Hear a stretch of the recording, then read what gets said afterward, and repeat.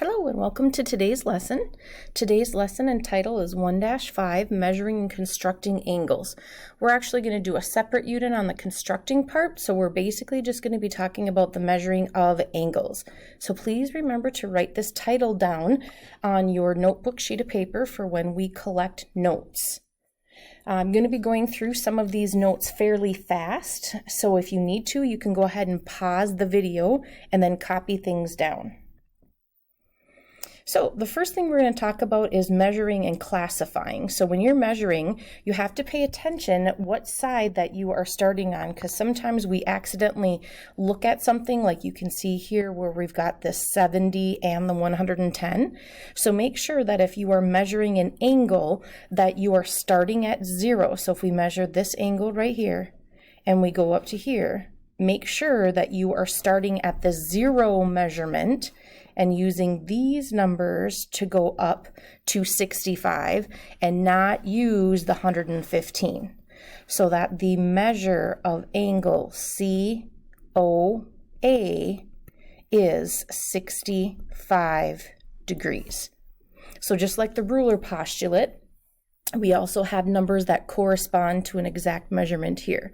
And we can have an acute, right, or obtuse angle. Acute, remember, is going to be less than 90 degrees. A right angle equals exactly 90 degrees. An obtuse angle is going to be greater than 90 degrees. Now, one angle measure that they don't have on here, so let's just say we had F over here, and we're talking about the measure of angle AOF. If it starts at A, goes through O, and ends up at F, and it makes a complete straight line so that we have two opposite rays here, then this measurement is going to be 180 degrees. That's called a straight angle. So the measure of angle AOF is a straight angle, and it is 180 degrees. All right, what makes an angle? An angle is the set of all points consisting of two different rays. So notice we have a ray, and we can have AB is a ray and AC is a ray, and they share a common endpoint. Unlike opposite rays, they don't have to go in complete opposites. So they share a common endpoint, and it is made up of two rays. We have an interior of the angle and the exterior of the angle. So interior is going to be all these on the inside, and this is what we measure the angle to be, and then the exterior would be on the outside. All right, how can we name this angle? There's actually 4 different ways to name this angle. So you should maybe pause, think of the 4, maybe write the 4 down, and then come back and start it again and see if you are right. So one is to call it angle CAB. One is to call it angle and just do the letters in reverse order, making sure that A is in the middle. And we can call it just angle A because we only have one angle here that we're talking about. And we can call it angle 1 because that number 1 is on the interior of the angle. So those are the 4 different ways that we can measure or name that angle. All right, protractor postulate. So we already talked about this, and we talked about the numbers from 0 to 180, and be careful that you are starting with 0. And angle AOB is considered a straight angle, and its measure is 180 degrees. All right, types of angles that we have here, which you guys have gone through this many times, so we're just going to name them quick and move on. Acute, less than 90, right equals 90, obtuse greater than 90, and straight equals exactly 180. So classify these. As if we start at X, go to T, go to S, and we've got acute. If we start at W, T, U, that looks like it is right. And UTX looks like it is obtuse, and the only one they didn't name is STU. That would be your straight angle. All right, just like we have congruent segments, we also have congruent angles. So we can use that symbol much the same way, and we use tick marks in order to measure them. So angle ABC is congruent to angle DEF.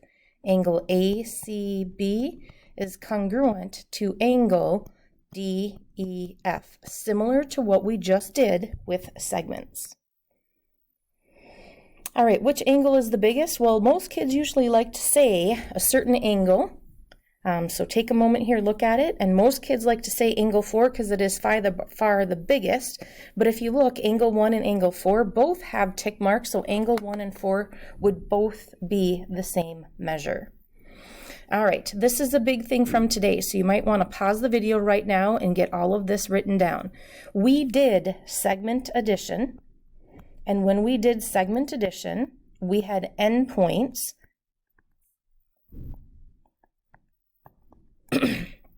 And what we said here was that AT plus TM is going to be equal to AM. So we had segment addition. Today we're adding in the angle addition. So it is going to be very similar to what segment. And if we take this little red part plus the blue part, when we add that together, we are going to get the whole thing of RQP. And that's called the angle addition postulate. So now let's put some of that angle addition postulate together. They tell us LKN is 145. So what algebraic statement can we set up?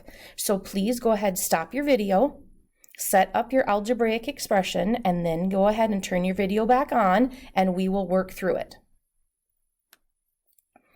So 2x plus 10 plus 4x minus 3 equals 145. So now we're going to combine our like terms. 2x plus 4x is 6x. 10 minus 3 is 7. And now we have 145. So we are going to subtract 7 from both sides. So 145 minus 7 is going to give us 138. And now we're going to divide both sides by 6. And when we divide by 6, we get x is 23. Now remember, last year in algebra, you were probably done. We know that x is 23, but they want us to go in and find the measure of LKM. LKM. So this angle right here. So inside this, we're going to plug in our 23. So 2 times 23 is going to give us 46, and 46 plus 10 looks like we are going to get 56 degrees. All right, the next problem here, just like last time in the segments, we had segment bisectors. Sometimes it was a midpoint, sometimes it was a segment. This time we're going to have something like a ray. So this ray, YW, is bisecting angle XYZ, and how we know that is these green tick marks are congruent. So we know that this angle measure in here is going to be congruent to this angle measure in here. So sometimes that angle bisector, adding the two angles together to get the big one, doesn't work. And sometimes we just need to take these two little ones and set them up equal to each other. So let's see here. We have angle ABC. BD, so B, I know that this has to be B because that's my endpoint, and D has to be out here, and it bisects angle ABC, so ABC is being bisected, so we have single tick marks, and the measure of angle ABD is 6x plus 3, and the measure of angle DBC is 8x minus 7. They want us to find out what angle measure ABD is. So this is the one they're actually looking for us to find. All right, so we can't really use angle addition because we don't know if this is 90, if it's 180, or what measurement it is in between. But we do know, because it is an angle bisector, that we can set up 6x plus 3 equals 8x minus 7. So I'm going to subtract 6x from both sides. I'm going to add 7 to both sides. So I have 10 equals 2x. And when I divide both sides by 2, I get x to be 5. So I'm going to take 6 times 5 plus 3, and it looks like the measure of angle ABD is going to be 33 degrees. That's using our angle bisector. So the two angles are going to be equal to each other. All right, find the measure of angle. Let's see, angle bisector looks like, so you guys go ahead and try to figure this out. Pause the video, set it up what you think it is, and then resume it. So we cannot use angle bisectors because we know they're not bisected.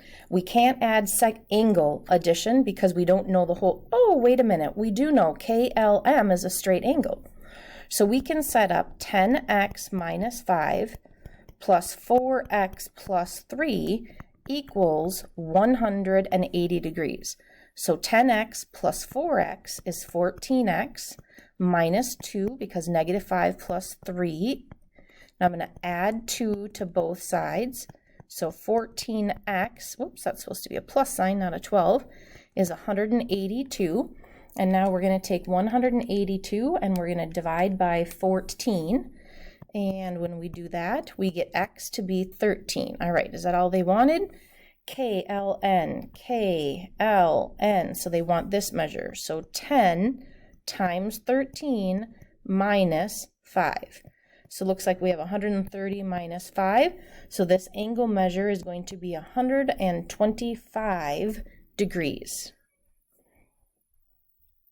All right, I think this is the last example for today. So they want us to find EFH. And so when we do EFH, this whole thing, EFG is 90 degrees. So we have 2x plus 2 plus x plus 1 equals 90 degrees. So we have 3x plus 3 equals 90. We're going to subtract 3, and 3x equals 87. And what is 87 divided by 3? Is 29. And then we want EFH, so they're looking for this one. So 2 times 29 plus 2. 2 times 29 gives us 58 plus 2. So it looks like we have a 60-degree angle. All right, recapping, measuring all of your angles using your protractor to measure angles. And we did angle addition, angle bisectors, setting them up equal to 180 because we have a straight angle, or setting them up equal to 90 because we have a right angle. Good luck on your online homework 1-5.